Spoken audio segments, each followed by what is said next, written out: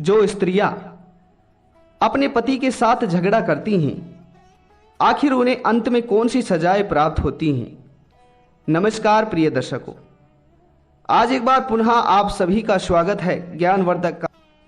तो मित्रों, आइए जानते हैं आज के इस छोटे से प्रसंग के साथ कि आखिर उन स्त्रियों को कौन सी सजाएं प्राप्त होती हैं जो हमेशा अपने पति के साथ झगड़ा करती रहती हैं, अपने घर वालों से हमेशा दुखी रहती है, अपने घर वालों से हमेशा चिढ़ती रहती है।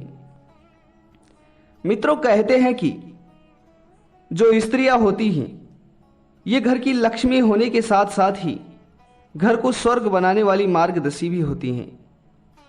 मित्रों, कहते हैं कि स्त्रियां कई प्रकार की होती हैं, परंतु स्त्रियों के संसार, उनके संस्कार और उनके गुण ही उनकी सहनशीलता को दर्शाता है। मित्रों, कहते हैं कि जो क्रोध होता है, क्रोध हर मनुष्य में होता है। कहते हैं कि जहां पर क्रोध मनुष्य के लिए घातक होता है, वहीं कहीं क्रोध मनुष्य के लिए लाभकारी भी होता है, अगर उसी क्रोध को ठीक जगह पर प्रयोग किया जाए तो। मित्रों, कहते हैं कि क्रोध हर मनुष्य में आता है, चाहे वो पुरुष हो या फिर स्त्री।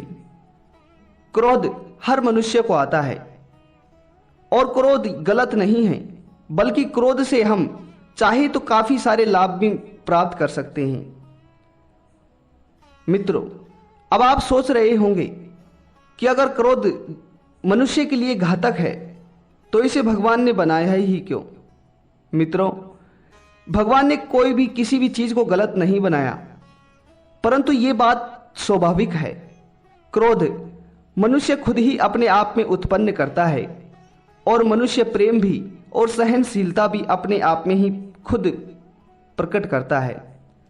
कहते हैं कि मनुष्य का मन एक ऐसी चीज होती है जो जैसा सोचता है उसे वैसा ही प्राप्त होता है।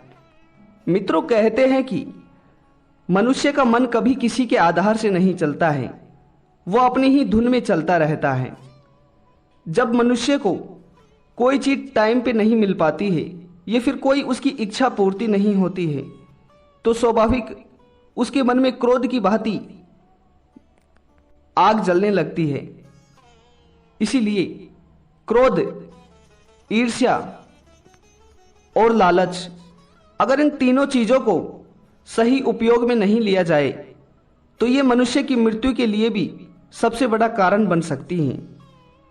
कहते हैं कि मनुष्य की जो जुबान होती है, जो जीविका होती है, अगर यही जीविका चाहे तो हजारों और लाखों लोगों का दिल भी जीत सकती है, और अगर यही जीविका चाहे तो हजारों और लाखों लोगों से हमारे मन को बिगड़वा भी सकती है, एक मनुष्य के व्यवहार को खराब भी करवा सकती है। इसी तरह लालच, कहते हैं कि लालच को जब सदुपयोग में लिया जाए, जब तक हमारी हैसियत और औकात के हिसाब से उसे लिया जाए, तब तक लालच भी हमारे लिए लाभ का ही कार्य करती है।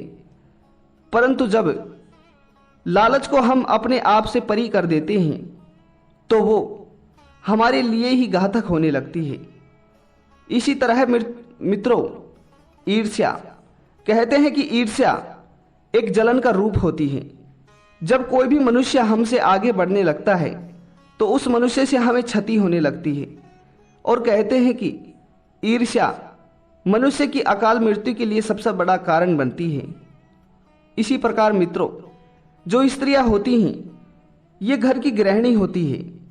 घर को नरक से स्वर्ग बनाना इनके ही हाथ में होता है, और कहते हैं कि जो स्त्री संस्कारी होती है, अपने पति की बातें मानती है, अपने सास ससुर को अपने माता पिता की तरह मानती है, वो एक नरक जैसे घर को भी स्वर्ग बना देती है।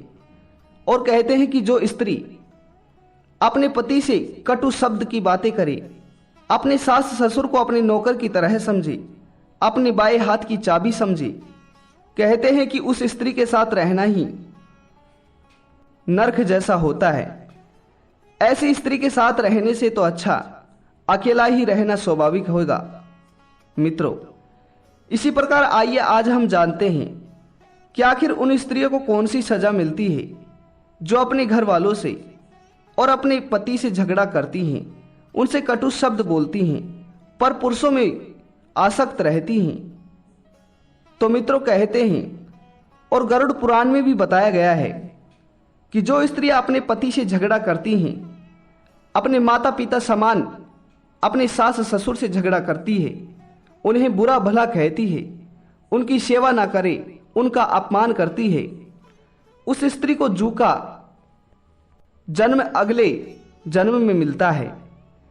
मित्रों कहते हैं कि अगर मनुष्य भोगने वाला हो तो उसे स्वर्ग और नरक दोनों ही एक जीवन में मिल जाते हैं। इसी तरह जो मनुष्य अपने घर वालों से झगड़ा करता है, अपने लोगों को दुखी रखता है, उसे अगले जन्म में जू का रूप मिलता है और यही उसकी सबसे बड़ी सजा होती है।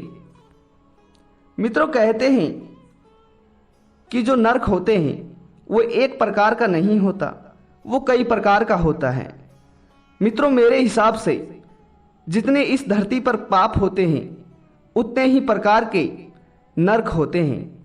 हर मनुष्य को अपने कर्म के हिसाब से हिसाब भोगना पड़ता है और दंड भोगना पड़ता है और फल भी भोगना पड़ता है।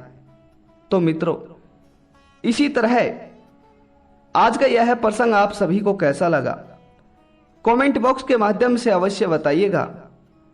और हर बहू को, हर घर की स्त्री को, चाहे वो बेटी हो, चाहे वो माँ हो, चाहे वो बहू हो, उसे अपने माता पिता समान सास ससुर की और अपने से बड़े लोगों की हमेशा सेवा ही करनी चाहिए।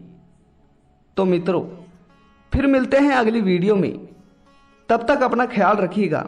धन्यवाद जी, नमस्कार।